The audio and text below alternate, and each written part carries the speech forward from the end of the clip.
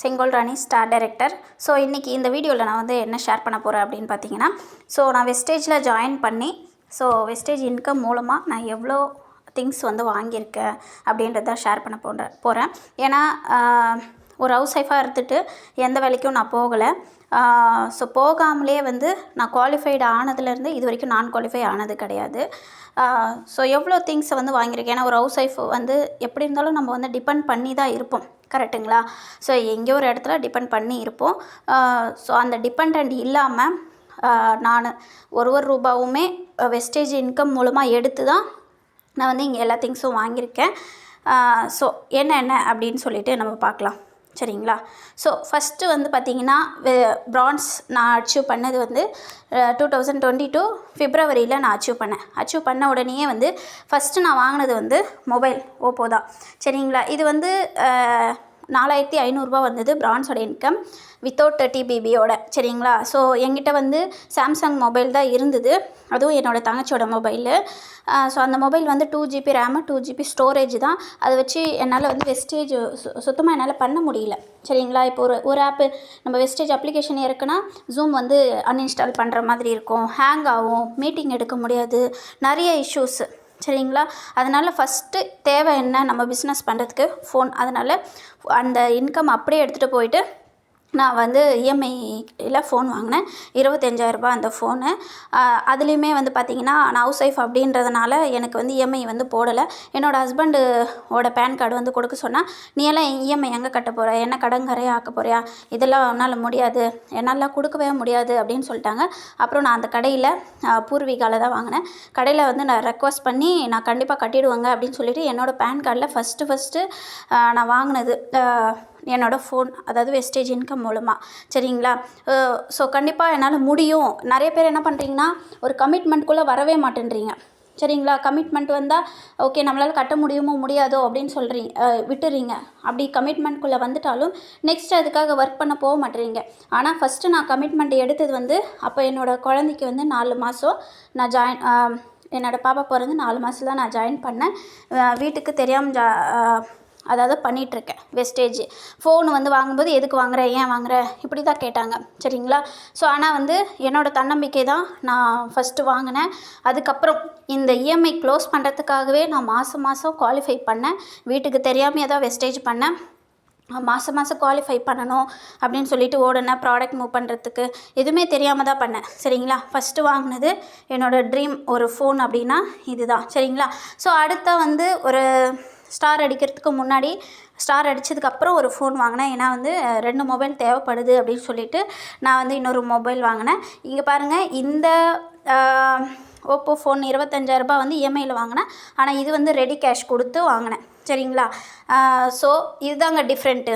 நம்ம இஎம்ஐலேருந்து நம்மளை வந்து ரெடி கேஷ் கொடுத்து வாங்க வைக்கிறது நம்மளோட வெஸ்டேஜ் இன்கம் தான். இது வந்து என்னோடய ஃபஸ்ட்டு ஒரு சின்ன ட்ரீம் அப்படின்னு கூட சொல்லலாம், சரிங்களா? ஏன்னா ஃபோன் இல்லாமல் நிறைய பேர் இங்கே வந்து ஃபோன் இல்லை, ஸ்டோரேஜ் இல்லை, அப்படி இப்படின்னு நம்ம சொல்லிகிட்டு இருக்கோம். எப்போவுமே ரீசன்ஸை வந்து முன்னாடி வைக்கவே கூடாது. அந்த ரீசன்ஸ் இல்லாமல் நம்ம எப்படி ஒர்க் பண்ணலாம் அப்படின்னு தான் நம்ம யோசிக்கணும், சரிங்களா? ஸோ நெக்ஸ்ட்டு வந்து பார்த்திங்கன்னா நெக்ஸ்ட்டு வந்து இந்த வாஷிங் மிஷின் ப்ளஸ் வந்து ஹேர் கூலர். ஏன்னா வந்து எனக்கு வந்து கல்யாணம் அப்போது எனக்கு ஒன்லி சாமானம் அது மட்டும் தான் வந்து வாங்கி கொடுத்தாங்க, வேறு எதுவுமே கிடையாது. ஏன்னா என்னோடய அம்மா வந்து ரொம்ப புவர் ஃபேமிலி அப்படின்றதுனால 4 பொண்ணுங்க அம்மா வீட்டு வேலை செஞ்சு தான் படிக்க வச்சாங்க. நான் தான் கொஞ்சம் நிறையா படிச்சிருக்கேன், இன்ஜினியரிங் வரைக்கும். ஸோ அப்போ வந்து வாஷிங் மிஷின் ஏன் வாங்கினேன் அப்படின்னா, ஒரு ரொம்ப ஹெல்த் இஷ்யூ, எல்லாமே நம்மளே வேலை செய்யணும் அப்படின்னும்போது வாஷிங் மிஷின். ஏன்னா இங்கே நிறைய பேர் நம்ம இன்கம் சேர்த்து வச்சு நிறையா பெரிய ட்ரீமாக வைக்கிறோம், சரிங்களா? பெரிய ட்ரீமாக வச்சு ஓகே வீடு கட்டணும் அப்படின்னு சொல்லிட்டு அதுக்காக ஓடிக்கிட்டு இருக்கோம். ஆனால் ஃபஸ்ட்டு நீங்கள் சின்ன ட்ரீமாக வைக்கணும். சின்ன ட்ரீமாக வச்சு அதுக்கு பின்னாடி ஓடும்போது ஒன்று அச்சீவ் பண்ணும்போது உங்களுக்குள்ளவே ஒரு மோட்டிவேஷன் வரும், சரிங்களா? ஸோ வாஷிங் மிஷின் வாங்கினேன். ஏர் கூலர், ஏன்னா வந்து கண்டிப்பாக வந்து வெயிலெல்லாம் வந்து இருக்கவே முடியாது அந்த வீட்டில். அதனால் வந்து ஏர் கூலர் அப்படின்றது வாங்கினேன். ஸோ இது வந்து சொல்லி ஆகணும். நெக்ஸ்ட்டு வந்து பார்த்திங்கன்னா இந்த வெஸ்டேஜ் இன்கமில் எனக்கு ரொம்ப தேவைப்பட்டது அப்படின்றத விட நான் ரொம்ப ஃபீல் பண்ண ஒரு விஷயம் சின்ன வயசுலேருந்து அப்படின்னா, என்னோடய ரிலேஷன் வீட்டுக்கு நான் போனேன். என்னோடய அண்ணா முறை தான். அங்கே வந்து படிக்கும்போது அவங்களோட குழந்தைய பார்த்துக்க சொன்னாங்க. படிக்கும்போது அவங்களோட பெட்டு மேலே உட்காந்து நான் படித்தேன். ஐ திங்க் 11th படிச்சுட்ருக்கேன் அப்போது. 11th படிக்கும்போது அவங்க பெட்டில் அவங்க வந்தாங்க. அவங்க பெட்டில் நான் உட்காந்துட்டு இருந்தேன். உட்காந்து பார்த்துட்டு ஒரு மாதிரி மூஞ்சி காட்டிட்டு போயிட்டாங்க. அப்புறம் அவங்களோட ஒய்ஃப் வந்து பெட்லலாம் உட்காராதுமா அண்ணன் வரும்போது அப்படின்னு சொல்கிறாங்க. அப்போது இந்த இடத்துல ஏன்னா நாங்கள் ஏழ்மையாக இருக்கோம், புவர் ஃபேமிலி. ஸோ அதனால் நம்மளை வந்து இந்த பெட்டில் உட்காரக்கூடாதுன்னு சொல்கிறாங்க. கரெக்டுங்களா? ஸோ அப்போ நினச்சேன், இந்த கட்டில் வாங்குறது அப்படின்றது நிறைய பேர் வீட்டில் இந்த கட்டில் அப்படின்றது சாதாரணமாகவே இருக்கும். கரெக்டுங்களா? ஆனால் இந்த கட்டில் அப்படின்றது இதுக்கு பின்னாடி நிறைய ஒரு ஸ்டோரியே இருக்குது. நிறைய ஃபீல் பண்ணி வாங்கினது. கல்யாணம் பண்ணி போயும் எனக்கு கட்டில் அதெல்லாம் கொடுக்கல. ஹஸ்பண்ட் வீட்லேயுமே வந்து கேட்டதுக்கு, நீ பிறந்த வீட்டில் வந்து எப்படி இருந்தே அப்படி தான் இருக்கணும், இதெல்லாம் வாங்கி தர முடியாது அப்படின்னாங்க. அப்போது கல்யாணம் பண்ணதுலேருந்தே வந்து ஒரு ரூபாவும் நான் வந்து எனக்கு தேவையான பொருள், குழந்தைக்கு தேவையான பொருள் எல்லாமே நான் வெஸ்டேஜ் இன்கம் மூலமாக தான் வாங்கியிருக்கேன். சரிங்களா? ஸோ 20,000 கட்டில், 10,000 இது எல்லாமே ரெடி கேஷ் கொடுத்து வாங்கலை. ஸோ 3 month டிஃப்ரெண்ட்டில் வாங்கினேன். ஸோ ஃபஸ்ட்டு 10,000 கட்டிட்டு அடுத்து 10,000 அப்படி கட்டினேன்.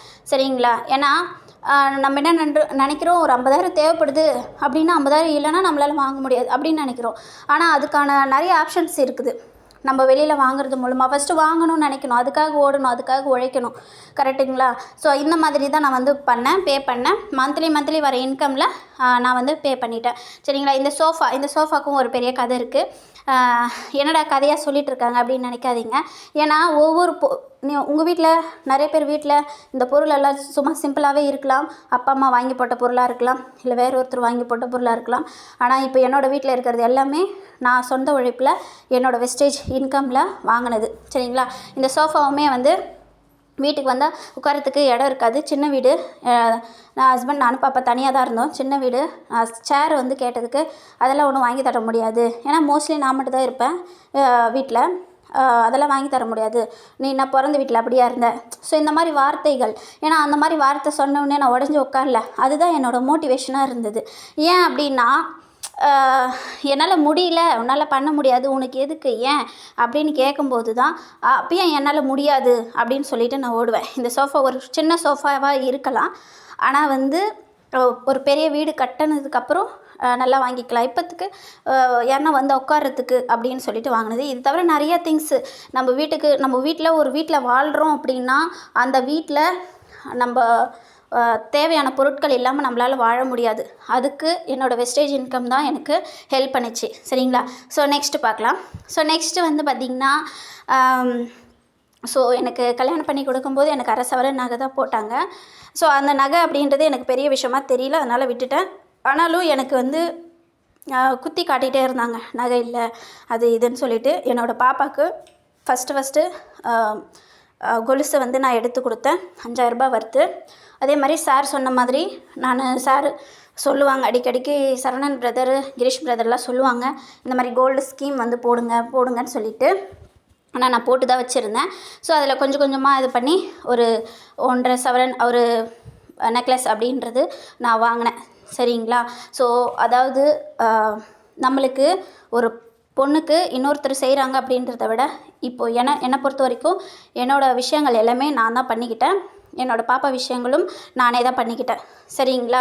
அதாவது லேடிஸாக இருக்கிறவங்க நம்மளால் முடியாது, என்னால் எப்படி முடியும், ஒரு 3,000 ரூபாய் பர்ச்சேஸ் பண்ணுறதுக்கு எனக்கு காசு இல்லை, அவங்க கொடுக்கல, இவங்க கொடுக்கல அப்படின்னு தான் நம்ம சொல்லிகிட்ருக்கோம். ஆனால் ஏதோ ஒரு ட்ரெஸ்ஸு நம்மளுக்கு தேவைப்படுதுன்னா அதை அடம் பிடிச்சி வாங்குகிறோம். சரிங்களா? எல்லாமே பிகாஸ் ஆஃப் நம்மளோட மைண்ட் செட் மட்டும்தான் இங்கே. சரிங்களா? ஸோ நெக்ஸ்ட்டு இது வந்து என்னோடய ஒரு ஸ்மால் பிக் ட்ரீம் அப்படின்னு கூட சொல்லலாம். ஏன்னா வந்து என்கிட்ட வண்டி கிடையாது, எனக்கு வண்டி ஓட்ட தெரியாது. சரிங்களா? ஸோ அப்போ வந்து சும்மா கொஞ்சம் வெளியில் போகிறதுக்கு, ஸோ ஆக்சுவலி நான் கோச்சிங் எப்போயாவது ஒரு முறை போவேன். போகும்போது வண்டி கேட்டதுக்கு என்னோடய மாமனார் வீட்டில் அவங்களோட வண்டி தரல, இதெல்லாம் தர முடியாது அப்படின்னு சொல்லிட்டாங்க. ஸோ அன்றைக்கே வந்து நான் ஸ்டார் அடித்து 2nd மந்த்து, ஸோ அன்றைக்கே வந்து நான் என்ன பண்ணேன், 10,000 ரூபாய் எடுத்துகிட்டு போயிட்டு டவுன் பேமெண்ட் கட்டிவிட்டு, என்கிட்ட லைசன்ஸ் இல்லை, எதுவுமே இல்லை. ஸோ அப்போயே நான் வாங்கிட்டேன். ஆனால் எனக்கு ஸ்கூட்டி ஓட்ட தெரியாது. அந்த ஷாப்காரங்க என்ன சொன்னாங்கன்னா, சைக்கிள் ஓட்டுற மாதிரி தான் ஓட்டணும் அப்படின்னு சொன்னாங்க. ஸோ அப்படியே தான் கொஞ்சம் கொஞ்சமாக ஓட்ட கற்றுக்கிட்டு இப்போ வந்து இஎம்ஐயில் தான் நான் எடுத்தேன். ஏன்னா கமிட்மெண்ட்டுக்குள்ளே வரணும் லீடர்ஸ். நிறைய பேர் பயப்படுறீங்க, ஐயோ என்னால் முடியுமா முடியாதா அப்படி சொல்லிட்டு ஏதோ ஆக்டிவ் இன்கம் வெளியில் இருக்கிற இன்கம் எல்லாத்தையும் நம்புறீங்க. ஆனால் வெஸ்டேஜில் நம்மளால் இன்கம் எடுக்க முடியும். இங்கே பேசிவ் இன்கம் வருது, ஒரு எல்லோ எடுத்தால் 25,000 30,000 வருது அப்படின்றது தெரிய மாட்டேது. இதுக்காக நீங்கள் உழைக்கவே மாட்டேன்றீங்க சரிங்களா. ஆனால் நான் இங்கே பண்ணது எல்லாமே ஒரு கமிட்மெண்ட்டு தான். மேக்ஸிமம் நான் எடுத்தது எல்லாமே ஒரு இஎம்ஐயில் தான். இப்போ இந்த இஎம்ஐ வந்து முடிய போகுது, பைக்கோட இஎம்ஐ முடிய போகுது. இன்னும் ஒரு 10,000 அப்படி தான் இருக்குது சரிங்களா. ஸோ இப்போ எல்லாத்துக்குமே நான் வெளியில் போகிறதுக்காக இருக்கட்டும், விசிட்டிங் கார்டு கொடுக்கறதுக்கு, சப்ளிமெண்ட்டு மூவ் பண்ணுறதுக்கு, வேறு எல்லா விஷயங்களும் என்னோடய குழந்தைய ஸ்கூலில் விடுறதுக்கு எல்லாத்துக்குமே என்னோடய வண்டி தான் என் கூட நிற்குது சரிங்களா. 97,000 ரூபாய் இஎம்ஐ எல்லாம் சேர்த்து 1,25,000 மேலே சரிங்களா. ஸோ கண்டிப்பாக உங்கள் மேலே நீங்கள் நம்பிக்கை வைக்கணும். நான் சொல்கிறது லேடிஸாக இருந்தாலும் ஜென்ஸாக இருந்தாலும் ஐயோ நம்மளால் முடியுமா அப்படின்லாம் கிடையாது. என்னால் முடியும், என்னால் மட்டும்தான் முடியும். எல்லாேருக்கும் இப்போது லேக்ஸ் அண்ட் லேக்ஸில் வந்து இன்கம் எடுக்கிறாங்க அப்படின்னா அவங்களுக்கும் ஒரே மாதிரி தானே. அவங்களும் மனுஷன், நம்மளும் மனுஷன் தானே. நம்மளால ஏன் முடியாது? ஸோ ஓகே, எவ்வளோ ஒரு டிப்ரெஷன் வந்தாலும் உங்கள் மேலே இருக்கிற நம்பிக்கையை, அப்லைன் லைஃப் லைன் அவங்க மேலே வைக்கிற நம்பிக்கையை விட உங்கள் மேலே அதிகமாக நம்பிக்கை வச்சு ஒர்க் பண்ணுங்கள். ஓகே, இது ஒரு பெரிய ட்ரீம். அடுத்து வந்து நெக்ஸ்ட்டு இது அப்புறம் சொல்கிறேன். இது வந்து பார்த்திங்கன்னா ஸோ அம்மா வந்து என்னோடய அம்மா வீட்டுக்கு நான் நிறைய பண்ணியிருக்கேன், இப்போ வரையும் நான் பண்ணிக்கிட்டு தான் இருக்கேன். ஸோ அதில் ஒரு சின்ன விஷயம் இது என்னென்னா, பாப்பாவுக்கு கல்யாணம், என்னோடய லாஸ்ட்டு தங்கச்சிக்கு கல்யாணம். ஸோ அப்போ வந்து என்னால் முடிஞ்சது, நான் அப்போ வெஸ்டேஜில் ஒர்க் பண்ணிகிட்ருக்கேன். அப்போ வந்து எனக்கு சில்வர் தான் நான் அடிச்சிருக்கேன். அப்போ அவ்வளவு இன்கம் கிடையாது, 15,000. ஆனால் அப்போவே அவளுக்கு நான் வந்து 1/2 சவரனுக்கு மேலே ஒரு கம்பல் எடுத்து கொடுத்தேன். அண்டு மேரேஜ்னால் நம்ம வீடெல்லாம் கொஞ்சம் மெயின்டைன் பண்ணணும் இல்லையா, அதுக்கெல்லாம் என்ன செலவு வந்து 30K ஆகிடுச்சு. ஏன்னா இதெல்லாம் ஒரு செலவா, இதெல்லாம் சொல்லிகிட்டு இருக்காங்க அப்படின்ட்டு. ஏன்னா நம்ம பிறந்த வீட்டு விட்டு வந்துட்டோம், நம்ம பிறந்த வீட்டுக்கு எதனா செய்யணும்னு நினைப்போம். ஆனால் நம்ம செய்கிறது கிடையாது. அந்த செய்யணும் அப்படின்னா கூட நம்ம இன்னொருத்தரோட ஹெல்ப், ஹஸ்பண்டோட ஹெல்ப்போ இல்லை வேற ஒருத்தரோட ஹெல்ப்போ நம்ம எதிர்பார்த்துட்டு உட்காந்துட்ருக்கோம் சரிங்களா. ஒரு ஆக்டிவ் இன்கம் அப்படின்னா கூட ஃபஸ்ட்டு நமக்கு அடுத்து தான் இன்னொருத்தருக்கு அப்படின்னு நான் நினைக்கிறோம் சரிங்களா. ஸோ அப்போவே நான் வந்து இந்த மாதிரி லோன் எடுத்து இந்த மாதிரிலாம் நான் வாங்கி கொடுத்தேன் சரிங்களா. வாங்கி கொடுத்து தான் எனக்கு ஓகே வெஸ்டேஜ் மூலமாக பண்ணியிருக்கா அப்படின்றது அங்கேயுமே ஒரு வெஸ்டேஜ் மேலே பெரிய நம்பிக்கை வந்துச்சு. அது இல்லாமல் நிறையவே நான் பண்ணியிருக்கேன் சரிங்களா. ஸோ இவ்வளோ விஷயங்கள் நான் பண்ணியிருக்கேன். ஸோ நெக்ஸ்ட்டு வந்து பார்த்திங்கன்னா இது ஒரு சின்ன ட்ரீம் சார்ட் தான். என்னென்னா ஒரு கடன் இஎம்ஐ இதெல்லாம் ஒரு 2 lakh இருக்குது. இதை ஃபஸ்ட்டு ஃபினிஷ் பண்ணணும். அண்டு வந்து ஒரு கண்டிப்பாக கோல்டு அப்படின்றது இருக்கணும். ஏன்னா அவசரத்துக்கு நம்மளுக்கு தேவைப்படுறது, எல்லாருக்கிட்டேயும் கடன் கேட்குறத விட நம்மளோட கோல்டு நம்மக்கிட்ட இருக்கணும். அது போட்டு பார்க்கணும் அப்படின்றத விட ஒரு ஸ்மால் பேங்க் அப்படின்னா கோல்டு தான் சரிங்களா. அதுக்கப்புறம் ஒரு ட்ரீம் அப்படின்னா வீடு, ஃபஸ்ட்டு வீடு தான். ஏன்னா இப்போ வரைக்கும் நான் வீடு இல்லாமல் இருக்கேன், நானும் என் பாப்பாவும். வீடு, அடுத்து கார் சரிங்களா. ஸோ ஃபஸ்ட்டு உங்களோட டார்கெட்டை அதாவது ஃபிக்ஸ் பண்ணுங்கள் சரிங்களா. டார்கெட்டை ஃபிக்ஸ் பண்ணுங்கள். நிறைய பேர் இங்கே ஃபிக்ஸ் பண்ணுறதே கிடையாது, டார்கெட் ஃபிக்ஸ் பண்ணுறதே கிடையாது, அதுக்காக ஓடுறது கிடையாது. கொஞ்சம் டவுன் ஆகும். அதாவது நான் என்ன சொல்கிறேன்னா, இன்கம் ஏறும் இறங்கும். இப்போ போன வருஷம் என்னோடய இன்கம் வந்து 60,000க்கு மேலே 50,000க்கு மேலே இருந்தது. ஸோ டீம் வந்து பிரேக் ஆச்சு. அதுக்கு நான் உடஞ்சில்லை சரிங்களா. என்னால் அந்த டைமுக்கு பண்ண முடியலனாலும் நான் பண்ணிக்கிட்டு தான் இருக்கேன் சரிங்க. ஓட முடியலனாலும் நம்ம மெதுவாக நடந்தாவது போகணும் அப்படின்னு சொல்கிறாங்க இல்லையா நம்மளோட அப்ளைன்ஸ், அது இதுதான் சரிங்களா. மெதுவாக தான் பண்ணிக்கிட்டு இருக்கேன் ஓகேங்களா. ஸோ இது வந்து விஎல்சி ட்ரைனிங்கில் ட்ரீம் சார்ட் வந்து போட சொன்னாங்க. ஸோ அதில் வந்து ஃபுல்லாகவே வந்து வரைஞ்சிட்டு தான் நான் வந்து போனேன் சரிங்களா. ஸோ ஃபஸ்ட் இயர் கோல், short term, mid term goal, இது எல்லாமே வந்து நான் வந்து போட்டிருக்கேன். ஸோ கண்டிப்பாக போட்டு நீங்கள் பார்க்குற இடத்துல யார் என்ன வேணால் சொல்லட்டும், இவங்க பைத்தியம் என்ன பேசிகிட்டே இருக்காங்க, இந்த மாதிரிலாம் நிறைய சொல்லுவாங்க. அதெல்லாம் நம்ம வந்து காதில் வாங்கிக்கவே கூடாது.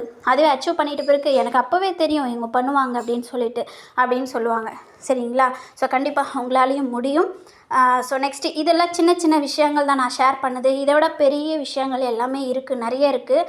கண்டிப்பாக முடியும் அப்படின்னு நினச்சி பண்ணுங்கள். அதாவது இங்கே என்னென்னா, இன்றைக்கி பண்ணுற வேலையை நாளைக்கு பண்ணுறதில்ல, நாளைக்கு பண்ணுற வேலை நாளை மறுநாள் பண்ணுறது இல்லை இங்கே சரிங்களா. என்னோடய சின்ன சின்ன இன்கம் வந்து நான் ஷேர் பண்ணுறேன். இதோட பெரிய ஒரு இதெல்லாம் இருக்குது சரிங்களா. நிறைய இன்னும் ட்ரீம்ஸ் எல்லாம் இருக்குது. அடுத்த அச்சீவ்மெண்ட்டு நான் ட்ரீம் சார்ட்டும் என்னோடது ஷேர் பண்ணேன் சரிங்களா. ஸோ கண்டிப்பாக உங்களால் முடியும், எடுத்து பண்ணுங்கள். ஃபஸ்ட்டு கமிட்மெண்ட்டுக்குள்ளே வாங்க. அதுக்குன்னு பெரிய கமிட்மெண்ட் போட்டு நீங்கள் வேலை செய்கிறீங்க, உங்களுக்கு இன்கம் வருது அப்படின்னா தான் நீங்கள் கமிட்மெண்ட்குள்ளே வரணும். சரிங்களா? இல்லை நான் வேலையே செய்யலை, நான் சும்மா வந்து மீட்டிங் மட்டும் அட்டென்ட் பண்ணுறேன், ஃபீட்பேக் மட்டும் போடுறேன் அப்படின்னா நீங்கள் கமிட்மெண்ட்குள்ளே வரவே கூடாது. சரிங்களா? இதில் முதல்ல நீங்கள் வந்து ஸ்ட்ராங்காக இருங்க. Thank you leaders. Wish you wealth. கண்டிப்பாக இது உங்களுக்கு யூஸ்ஃபுல்லாக இருந்திருக்குன்னு நினைக்கிறேன். நீங்களும் கண்டிப்பாக நிறைய விஷயங்கள் வாங்கணும். இதை விட பெரிய பெரிய விஷயங்கள் எல்லாம் நிறைய லீடர்ஸ் வந்து வாங்கியிருக்காங்க. ஆனால் நம்ம சின்ன வயசுலேருந்து ஒரு ஏக்கப்பட்டு வாங்குகிற விஷயங்கள் நிறையா இருக்குது. அடுத்தது வந்து டிவி அண்டு ஏசி. என்னோடய பாப்பா நிறைய அதுதான் கேட்டுகிட்டே இருப்பாள். கண்டிப்பாக அது நான் வாங்கிட்டு குரூப்பில் ஷேர் பண்ணுவேன். Thank you leaders. Wish you wealth.